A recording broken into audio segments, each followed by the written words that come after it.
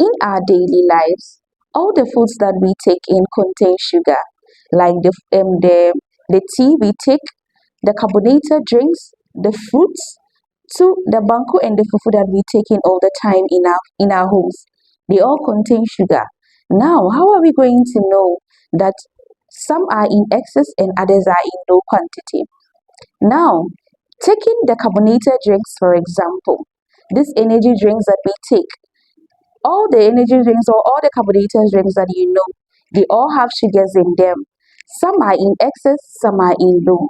Now, when you check the labels, you are going to know the excess ones and then the low ones there. Let's take the fruits that we take in, for example, like the mangoes, the pineapples, the bananas, the avocados, and the rest that you know. They all contain sugar. But you realize that some are very sweet than the others, like the avocado like this. It's nice, alright, but comparing it to mango, you realize that mango is very sweet than avocado. This should tell you that indeed, even with the fruits, some have high sugar and then some have low sugar. Now, let's take the foods that we eat in the home, for example, like the banku, the fufu, the rice, and the rest that we all know. Taking this fufu late at night, it slows digestion, and for that matter, this sugar stays in you for a very long time. Someone may ask, how does fufu also contain sugar? Now it is carbohydrate, and then the end product of this carbohydrate is sugar. So now you know why you are not supposed to eat this fufu, banku, and the rice late at night. Even if you are eating it, make sure that you add lots of soup, lots of these vegetable stews together so that it can just balance the nutrients that you need.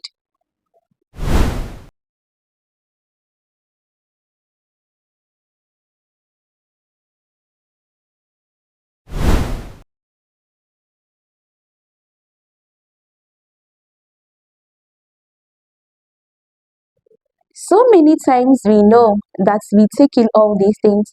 Now, how are we going to balance the foods that we eat? How are we going to minimize the sugar that we take? The steps involved in taking, cautious of yourself, the amount of sugar that you take in. Now, if you take in lots of Milo drinks or if you take in lots of these sugary foods in a day, just calculate the amount of carbonated drinks that you take in a day and comparing it to the amount of vegetables you take in a day, you realize that you take this carbonated drinks lots than these vegetables. Now, let's make sure that the fufu that we take in small quantity and then add lots of soup to it.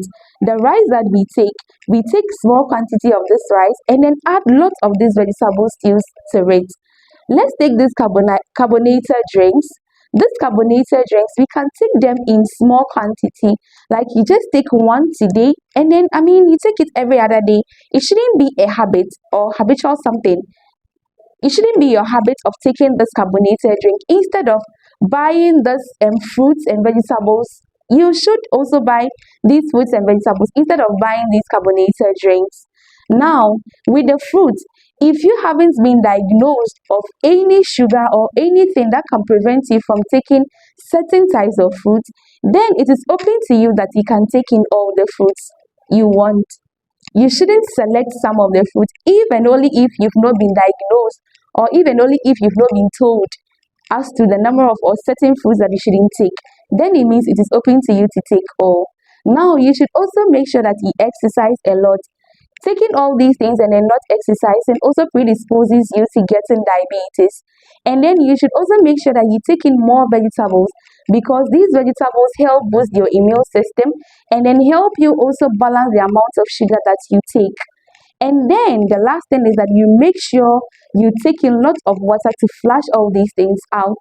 The excess things that are in you, it just flushes it away through your urine and then sweat, and then you are good to go.